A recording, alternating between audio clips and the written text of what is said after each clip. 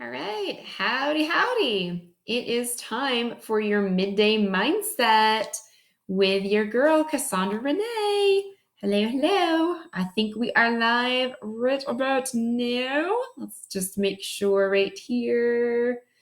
There we go. Boom, live. Cool. With your girl, Cassandra Renee. Yep, there I am. All right. So, happy midday mindset shift. My goodness. Woo. I just had a 2-hour call with my own mentor, and what a doozy. What revelations. Oh boy. Talk about overhaul. Just when you think you've worked through something, life comes and knocks you on your butt, and you're like, oh, that thing you thought you worked through? Guess what? There's more opportunities to work through things. Yay! Ever feel like that? I talk a lot about how the universe, God, spirit is constantly having conversations with you. It's just tends to be one-sided until you finally open up your ears and hear. And even when you hear, you tend to not get the message, right? Yeah, I hear you, I hear you, I hear you, I hear you. Are you listening or are you actually hearing? So then it knocks a little louder. Maybe taps you on the shoulder, maybe gives you a little nudge, a little shove till it shakes you, right? Until finally something happens where you're forced to look at the situation. So the more you can open yourself up and be vigilant and be open in communication, both with yourself, open your heart up, open yourself up spiritually in whatever way that shows up for you, the more you can be receptive to catching things and nipping things in the bud before they can become a problem or an issue. Puppy, right? Like hearing your dog grumble before he goes into full bark mode, right? Good boy. So, what is your midday mindset shift about? Where am I going with this? It's about being vigilant and noticing your surroundings, noticing what's going on for your life, constantly checking in. And not just checking in with the people around you, but checking in with yourself. What's going on for me today? I'm having these feelings and I'm not really sure why. Why am I having these feelings? Now, you can go about it in several ways. You can journal about it. You can talk to friends like, hey, have you noticed anything different about me lately? And usually when you have these conversations, you probably have an agenda and they're like, no, why? Right? Well, maybe you don't have an agenda. Maybe just like, no, I'm just wondering, like, just want to make sure, like, I feel like I'm in alignment. I just want to, it's kind of like an accountability partner, but for like everyday life. So what do I mean by an accountability partner? Hey, Callan, thanks for being here.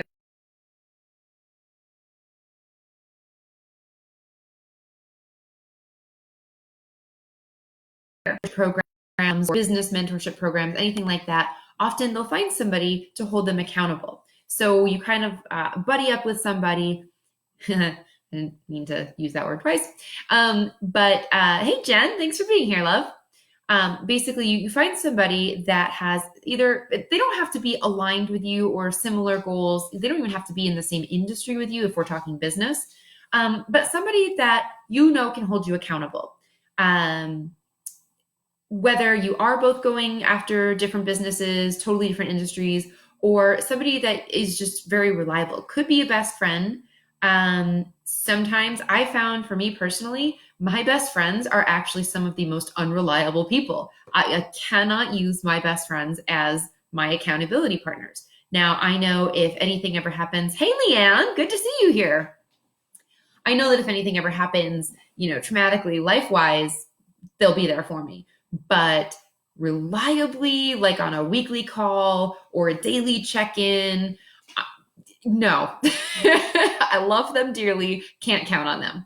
And so accountability partners, often I found in different like networking groups, meetup groups, through different mentorship programs that I have been a part of, both that I have paid money to be a part of, and those that I have just found in different communities and stuff like that.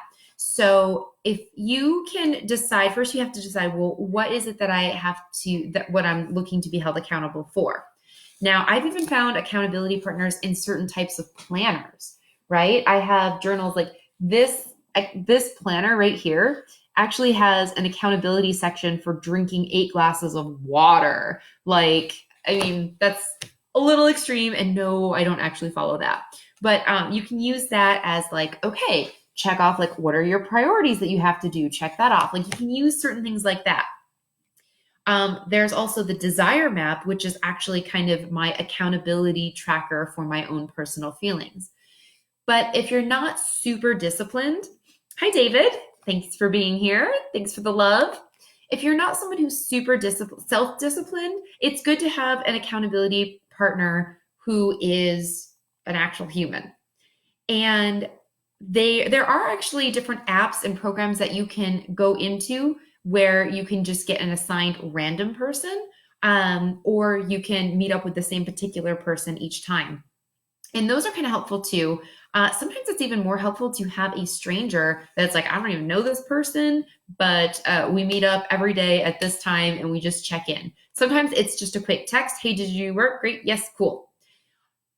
So you can have an accountability partner for various aspects of your life, whether it be for work, whether it be for fitness goals. I mean, that's kind of what a personal trainer is, right? They give you an assignment, sure, and they guide you, make sure you're using proper form, but they're also, you go to the gym, you used to, you check in with them, right? How was your meal plan? How was your diet? You check in with them. They're holding you accountable, and that's how you get the results. Because anyone can just go to a gym, but if you're left to your own volition, you may not go to the gym. You may not do those workouts. So having an accountability partner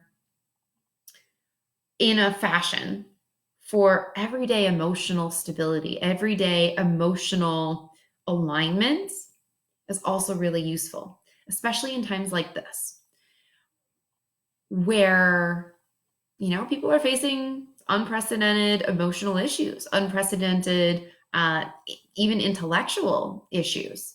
Things that once might have been stimulating are now finding to be mundane and disorienting.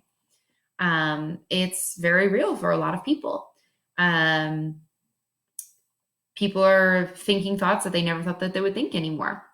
And one of the oracle cards that helped inspire this, both with my meeting with my mentor today, and I was already planning on kind of talking some way, somehow about this today, but the meeting with my mentor today just really brought it out of me. But my oracle card today said, use your wings. And so my initial intention was to talk about how there are no extra humans, right? We're all here for our own unique purpose. All of the desires and goals that we have inside of us were placed inside of us because we have the capacity and the ability to achieve them.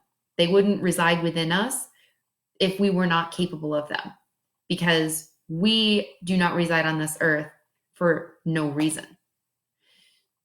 So those desires reside within us for reasons, because we are capable of achieving them. And being that, part of that reason is that we are gifts. Each one of us has a gift, right? And part of those gifts, we have many gifts, and part of those gifts are being gifts to each other. Angels, right? And being able to use our wings, use our gifts, our presence of love, of compassion, of humanity, of just saying, hey, just checking in with you. How you doing today?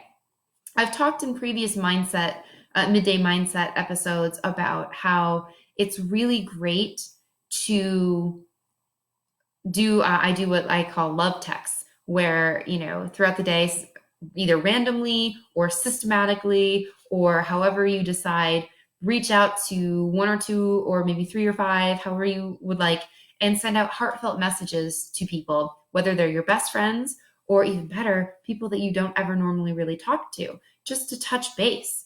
You can do it through text message, you can do it through Facebook, but just checking in. Finding ways that you can show up for people and be available. Sometimes just saying hi and just checking in can speak volumes. You never know whose life you can actually save just by being available.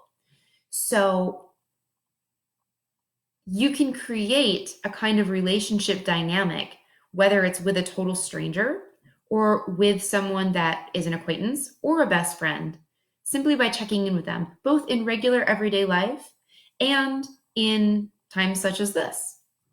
And when you're checking in with yourself every day, how do I feel today? How could I feel better?